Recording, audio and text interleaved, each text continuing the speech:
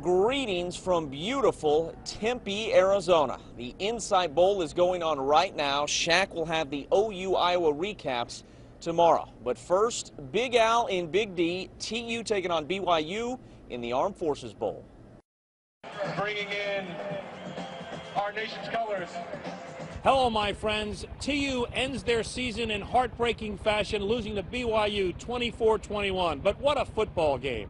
Coach Mendenhall and I talked all week and back at the press conference about how balanced we thought these two teams were and how similar and what kind of battle we thought it would be. And it came down, and we certainly fell on the wrong side of it at the end. I wish the game would have turned out a little better for us. But, you know, we have a great group of guys, great group of coaches, and, you know, we just fell a little short.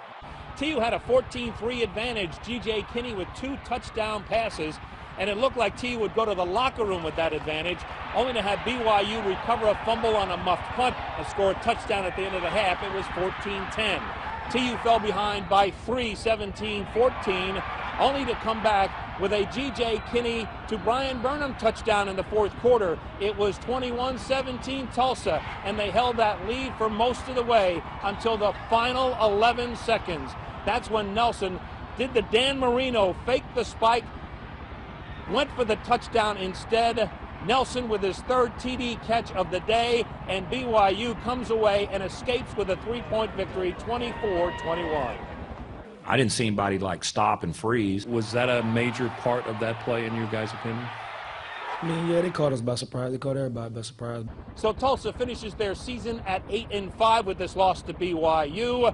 Now it's ahead to 2012. They never flinched. I mean, these guys never look for a way out. You know, so they're definitely positives, and you know, it was tough to end this way, but you know, I think we had a great year.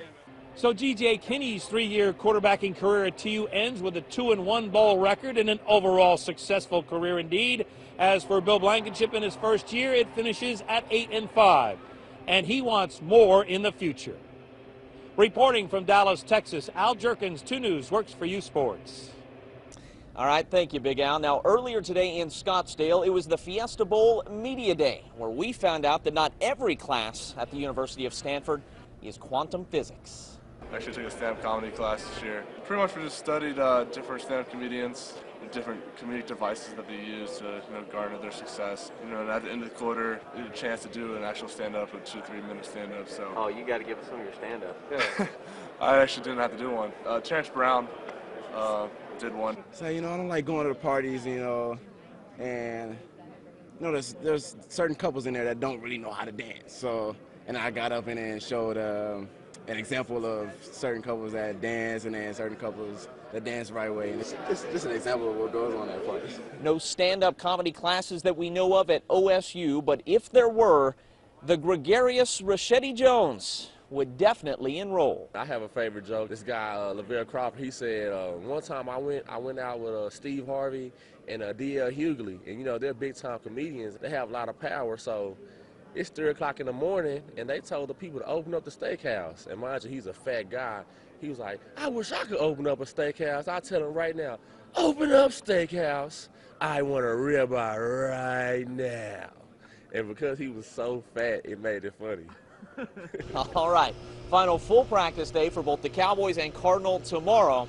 We will talk to you about it then. For now, from the Valley of the Setting Sun, that is your Dick's Sporting Goods Sports Report.